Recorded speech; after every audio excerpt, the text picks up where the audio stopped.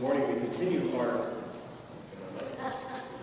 morning we continue our journey towards Christmas, guided by Charles Dickens' A Christmas Carol. And in this week's installment, Ebenezer Scrooge is visited by the last of the three ghosts, the ghost of Christmas future, foretelling events yet to be. The ghost takes Scrooge to witness scenes that all center around the death of an individual, but it is unclear who the person is.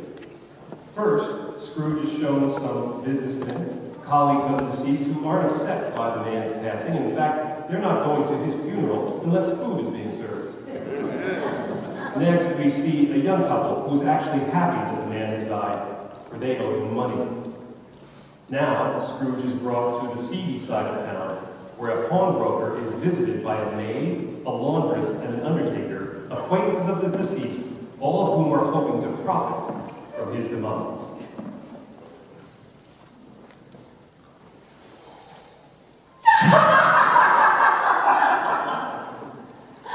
Look here, Joe. Here's a chance. If we haven't all something that day around here.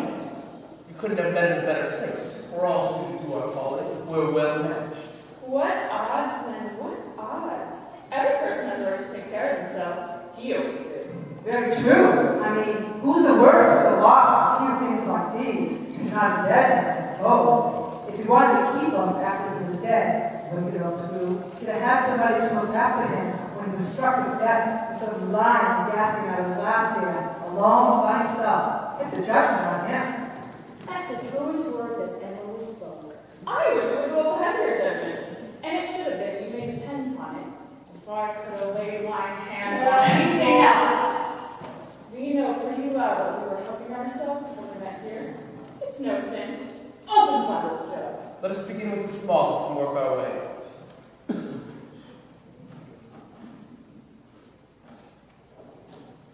£2.06. That's your account.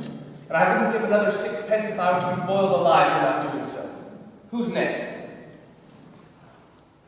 I always give too much to ladies. It's a weakness of mine, and that's how I ruin myself.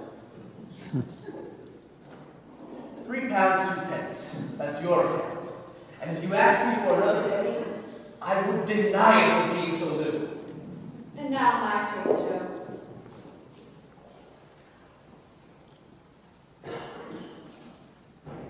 What's this? Bed curtains? Bed curtains! Ha! You don't mean to say you took them down with him lying there? You were born to make your fortune, and you certainly haven't.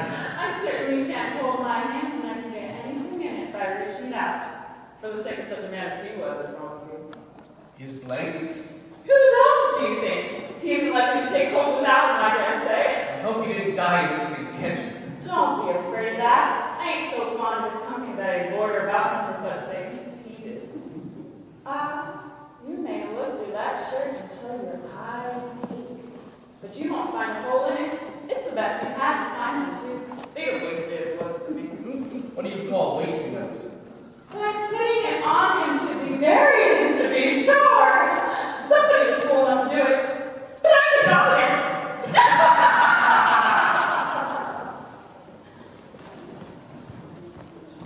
Why call me to witness the close of this most unfortunate life?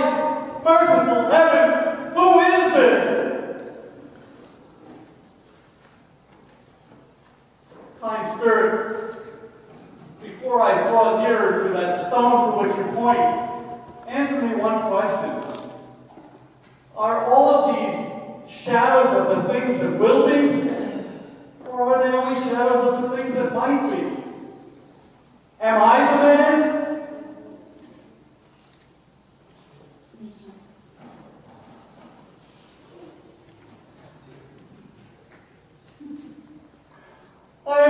I am not the man I was. Why show me this if I am past all hope? Please assure me that I can yet change the shadows that you have shown me. My altered life.